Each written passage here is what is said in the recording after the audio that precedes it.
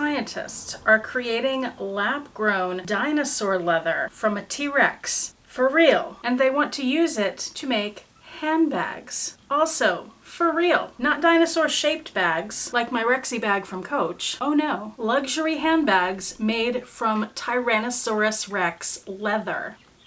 What? I'm excited about it. How about you? I'll tell you all about it in this video. And stay tuned until the end because I'm going to share with you some people's hilarious reactions to this news. Gosh, scientists reviving dinosaurs in a lab. What could go wrong? And welcome, I'm Autumn Beckman and I'm here to help you live your most luxurious life within your budget. I post new videos on Tuesdays, Thursdays, and Saturdays, so please make sure you're subscribed so you don't miss any of those and so you don't miss my daily community posts where I share the best sales of the day and fabulous handbags that I find. Also, don't miss my website, autumnbeckman.com. The shop page is where you'll find handbags and accessories I have for sale, as well as the My Handbag Collection Organizer, which are planner pages that I've designed to help you organize your handbags and your life. The item tracker page is where you can record all the information you want to know about your handbags and your small goods. I also have wish list pages, purchase trackers, sales associate contact information pages, calendar pages in a variety of formats so you can pick what works best for you, project planning pages, and so much more. Now, what the heck is up with this dinosaur leather? Well, at this point, I think we've all heard of lab-grown diamonds, right? Maybe you've even heard of lab-grown meat. Yes, that's also a thing. And we've certainly all heard of pleather or vegan leather, which is not actually leather in any way, or leather that's made from fruits and vegetables, like I used to have a branded Blackwood bag that I showed you that was made of apple leather. Or Coach has bags in their Coachtopia line that are made from ground up scraps of real leather that are then reconstituted to make a new leather-like material. But have you ever heard of lab-grown leather? Lab-grown leather is not new. It started in about 2011, and it was created in part to reduce the impact on the environment that traditional leather making processes have, which results in mass deforestation, as well as a lot of pollution from chrome tanning, which is the most popular way to tan leather, and which uses a lot of chemicals. And of course, lab-grown leather would also be a great way to eliminate animal cruelty in the leather industry by ending the need for animals at all to produce leather. So lab-grown leather isn't new, but T-Rex leather is. How is that happening? Well, there are 3 companies that have collaborated on this. There's the Netherlands branch of a company called VML. There's the Organoid company, also out of the Netherlands. And there's a company called Lab Grown Leather out of the UK. They claim their T-Rex leather is cruelty-free, eco-friendly, and that the manufacturing process is sustainable. Now, even though it's not the first leather to be produced in a lab, it is the first from an extinct species, and particularly from a prehistoric one. So how do they do it? Well, I've read several articles on this. I'm going to summarize the information. If you want more information, I will have all of those articles linked in the description box below. I think we've all seen Jurassic Park, right? Where they extract dino DNA from mosquitoes that have been preserved in amber. Well, T-Rex DNA doesn't actually exist because as soon as the animal dies, DNA starts decomposing and it has a half-life, and all the T-Rex DNA is gone at this point. So what these companies are doing is more nuanced. They have found T-Rex collagen within T-Rex fossils, and they're using that as a template to engineer synthetic DNA. This can then be used to create a custom cell line with a process that allows the cells to reproduce and create their own natural leather structure. This lab-grown T-Rex leather is an identical composition to traditional leather, and it's considered to be a true leather because it's made entirely from animal cells, whereas some other lab-grown leathers use plant material, for example. It's also said to be a high-quality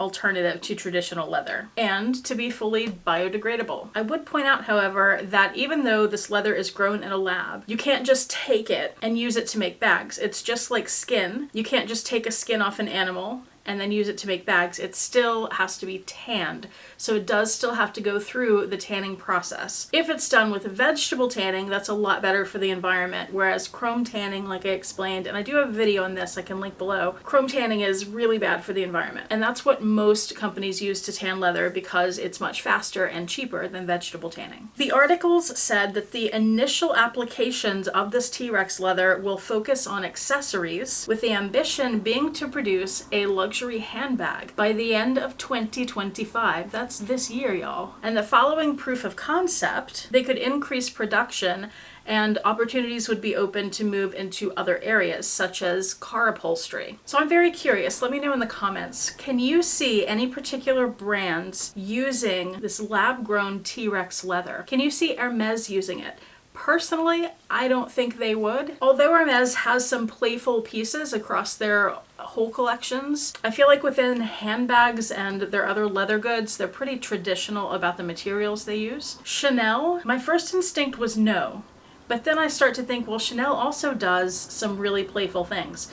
I think when I first think of Chanel, I think the very traditional bags, like the classic flaps. But they do some crazy bags too. So maybe, but I'm still leaning toward no with Chanel. Louis Vuitton, of the three, I think they might be the most open to it, especially since they have young, innovative designers and they seek that out. Coach, 100% definitely would use T-Rex leather, especially since Rexy is their mascot, but also because they're into sustainability. And if this leather is supposed to be better for the environment, well, it kind of checks all the boxes for Coach, doesn't it? But I think what it would come down to is how much will this T-Rex leather cost? And I think that could be a really cost prohibitive thing for Coach. But Coach also does, every once in a while, really high-end, limited edition pieces like bags made out of crocodile skin. So I could definitely see them doing a very small, limited collection of T-Rex leather bags. I could see those being runway pieces and then making only 5 or 10 of them. And then another brand that might just have to do it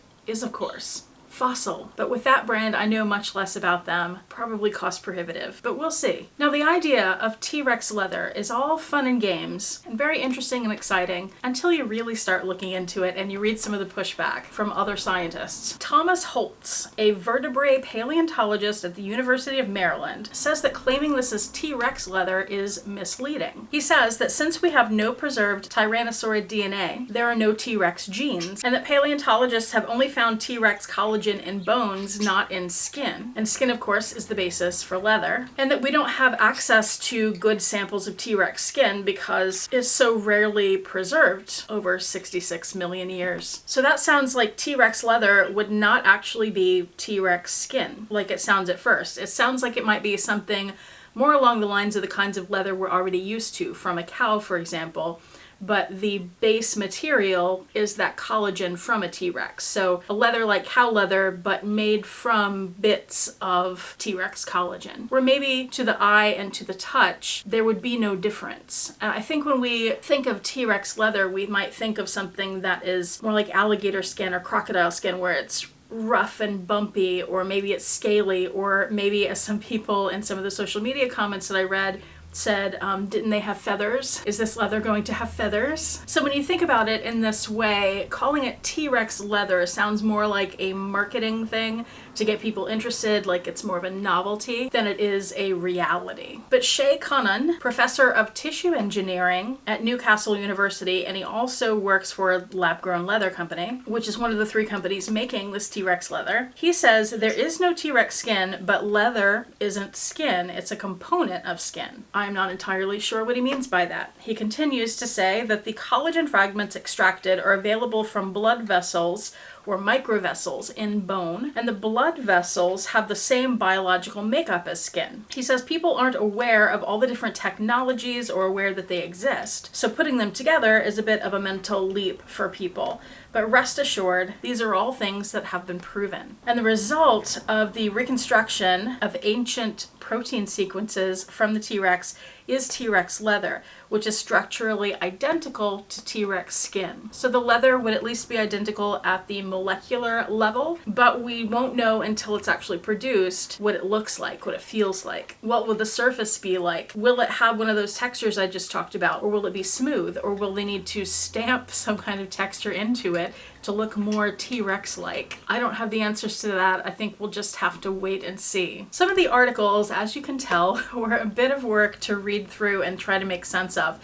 What I really enjoyed in researching for this video was reading people's comments on social media. So I've grouped these into a couple little groups here. Some people really did not seem to read the articles, so they didn't understand what was going on. One person says, so they recreate the dinosaur only to kill them to use for handbags? Yep, that sounds like something humans would do. No, that's not how that works. The skin is grown in a petri dish. They're not making dinosaurs. Another comment said, and how does one grow dinosaur leather without growing an actual dinosaur?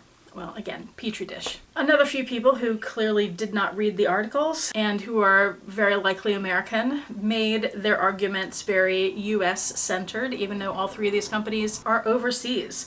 One person said, in the good old USA, it's anything to make a buck. That's not what's going on here. Another person connected it to the US tariffs that have recently been increased through the roof. They said, China plus tariffs have pushed creativity. I'm not mad. That's an interesting take, but this particular thing has nothing to do with the tariffs. And another person said, speaking of China, they said, Temu will come out with a Raptor version at half the price. And then of course there were the comments from people who seem to think that humanity as a whole can only focus on one thing at a time, instead of there being many people and lots of diversity and us being able to do many things at a time. Somebody said, sure, sell GMO handbags while the earth burns. GMO, if you don't know, stands for genetically modified organism. Someone else said, but curing cancer and ending world hunger though, as if we can't work on all of these things. Someone said, this is so bizarre. We couldn't do anything better with the technology and the DNA. Also, where do I order? And then there were the comments that I put in a group called Ruh-roh. Someone said, this is going to make a great Sci-Fi Channel original movie, genetically engineered dinosaur skin handbags coming to life and eating people.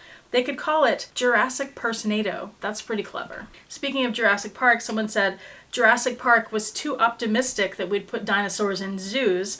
Of course we're going to make handbags out of them. Someone else came up with a very interesting idea. They said, perhaps people could choose a favorite ancestor who passed away, dig up some of their DNA, and get a personalized accessory. Yikes. And this one was great. Anthropologists in the future are going to be so confused. A couple more good ones. Is every day April Fool's Day now? This one's great. Someone said, cruelty-free? Excuse me, the dinosaurs still had to die to make this happen. My personal favorite. We get dinosaur leather before health care. And one more personal favorite. Dear science, please stop with the dinosaurs. All we want is for our dogs to live as long as we do. I stand behind that statement. So are you as excited as I am about the potential for dinosaur leather handbags? And will they stop at the T-Rex? Will we get other dinosaurs? Can we get other products made from dinosaurs? I don't know how all that stuff works. All I know is it's very interesting, and it's so incredible that we have developed to these capabilities. I'm so curious where it's going to take us. Let me know what you think, and would you get one? Assuming you can afford one, would you get a T-Rex leather bag? Let me know in the comment section below. While you're down there, please check out the description box. I'll have a few links for you, including the one to my website. Please stop by and check out what I have there. And thank you so much for watching. I do appreciate it. Hope to see you back here next time, and I hope you have a fantastic day. Bye.